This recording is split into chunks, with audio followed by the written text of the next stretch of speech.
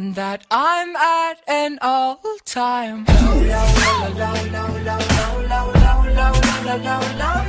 Hey, what is going on, guys? I hope you guys are having a great day, and today what I'm going to talk about is a little bit of Black Ops 4 content coming out here.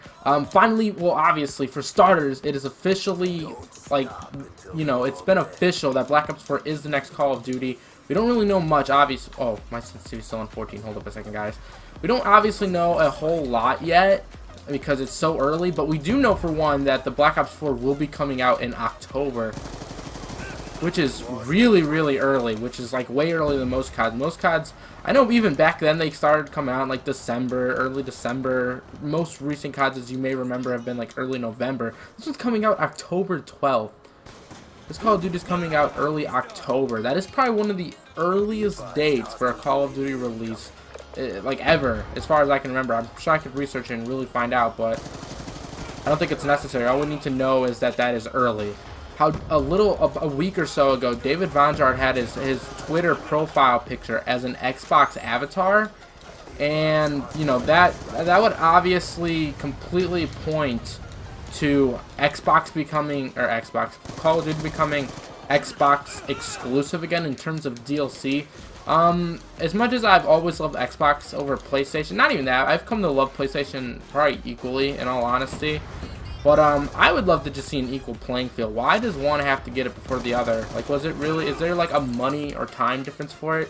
I know they now have to push out that much content that much quicker, but as far as I know, they have most of the DLC already made before the game even releases. So I don't understand why it would be a big deal to try and give everyone the DLC at the same time. But even Treyarch has openly said that they don't enjoy.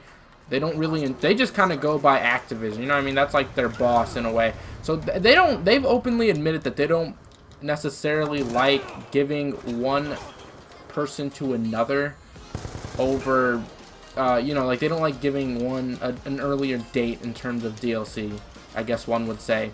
One of the last things I want to talk about here is David Vonjard completely revamped his Twitter, if you haven't seen it.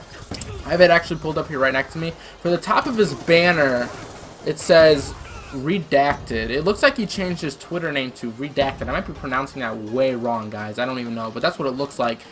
His profile picture, like I said, was the Xbox avatar. It's now like some lines of some sort, like a barcode or something. I'm sure there's a reason for it, but I don't know what it is.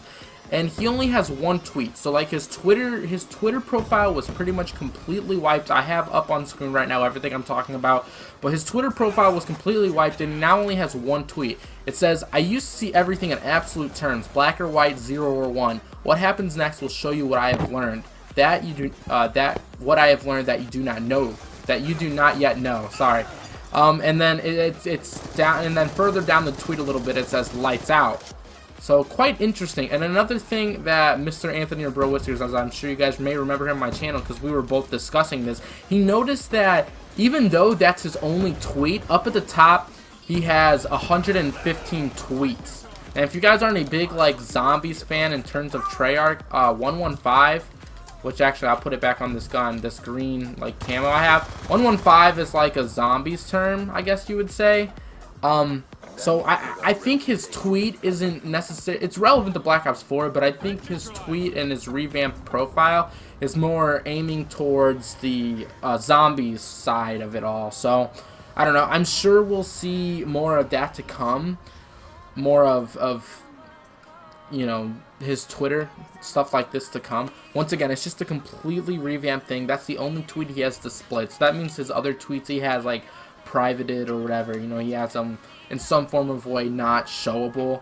So he only has that one tweet, and then like I said, the fact that he has 115 tweets, that number is just like a big number in Call of Duty in terms of zombies anyway. So I think that's pretty interesting. We did think Black Ops 4, it was led to believe by most Call of Duty fans and whatnot that Black Ops 4 would be a more modern, so we were looking around 2020, give or take, somewhere just before Black Ops 2 took place.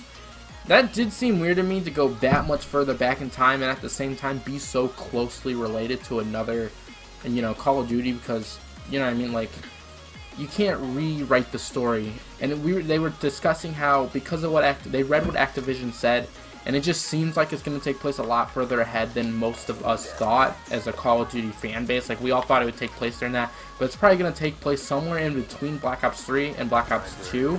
So they are going to go back a little bit. In addition, they never said anything, because if you remember, like when World War II came out, going back to the roots, boots on the ground, they never said that. So I think they're going to have, I don't think they're going to have the crazy jetpacks, but I do think they're going to have some type of system that we can continue using. But I think that I'm sure it's going to be something similar to Black Ops 3 on a much more downgraded level, I'd imagine. And you know, to be honest with you guys, I love the jetpacks. I love the pace of the game, how it changed it. I love that faster pace.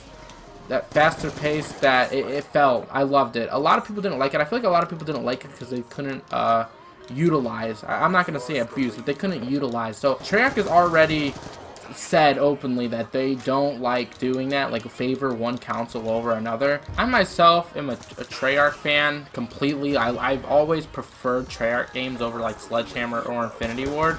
I love the look of the game, the feel of the game. I feel like Treyarch has server stability down packed a lot better than the other Call of Duty developers seem to for some reason. And other than that, I just love the way the game looks. I love how bright it looks. You know, like, I feel Call of Duty, or Sledgehammer and Infinity Ward have this more faded, realistic look, but I like this. Like, what I'm playing right now, I love this more bright, out there kind of look, and I think that's what just really separates them from a lot of first-person shooters. I'm not trying to diss any company or first-person shooters. Other than that, guys, I do think that is going to finish. I hope you guys do have a great one. I hope you guys, if you guys have any more information that I didn't find out, just kind of drop down below, because I'm curious to find out myself if there's anything I might have missed, anything important that I might have missed. But yeah, other than that, I hope you guys do have a great day, and I'll see you guys in the next video.